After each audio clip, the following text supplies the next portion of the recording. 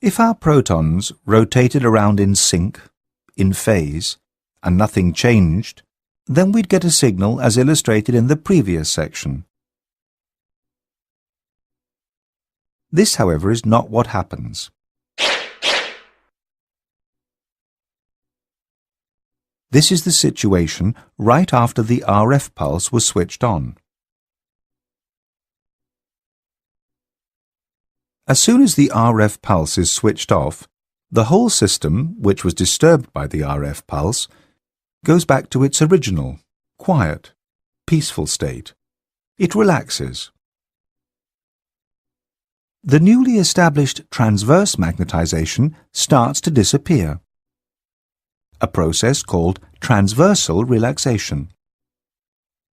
And the longitudinal magnetization grows back to its original size, a process called longitudinal relaxation.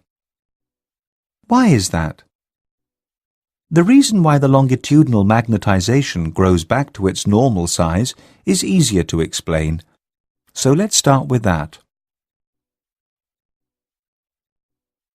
No proton walks on its hands longer than it has to.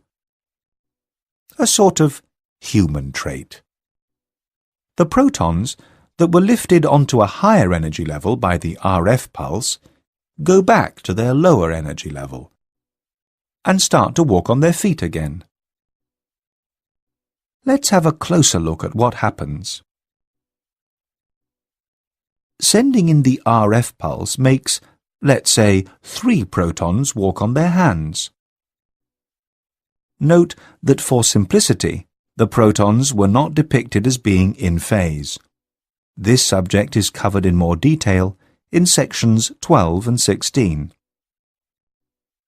After the RF pulse is switched off, protons go back to the lower state of energy. In other words, point up again. But not all protons do this at exactly the same time. Instead, it is a continuous process, as if one proton after the other goes back to its original state. The effect is that longitudinal magnetization increases and grows back to its original value. What happens to the energy which they'd picked up from the RF pulse? The energy is just handed over to their surroundings, the so-called lattice. And this is why this process is not only called longitudinal relaxation, but also spin lattice relaxation. If you plot longitudinal magnetization versus time after the RF pulse is switched off, you get a curve like this one. It increases with time. This curve is also called a T1 curve. The time that it takes for the longitudinal magnetization to recover, to go back to its original value, is described by the longitudinal relaxation time, also called T1. This actually is not the exact time it takes, but a time constant, describing how fast this process goes. This is like taking time for a circuit at a car race.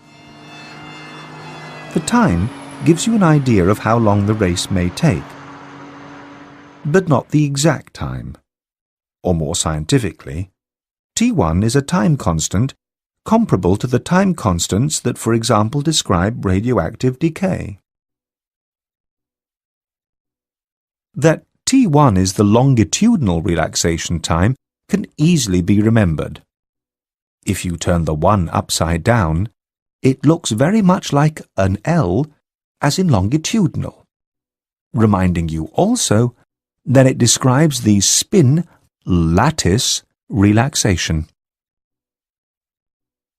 But there are more hidden hints to this.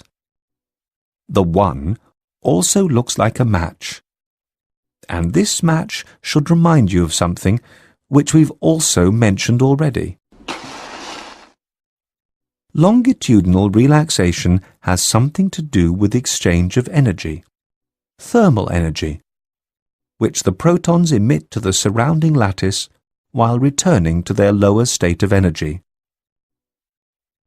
Enough of the longitudinal magnetization. What happens with the transversal magnetization?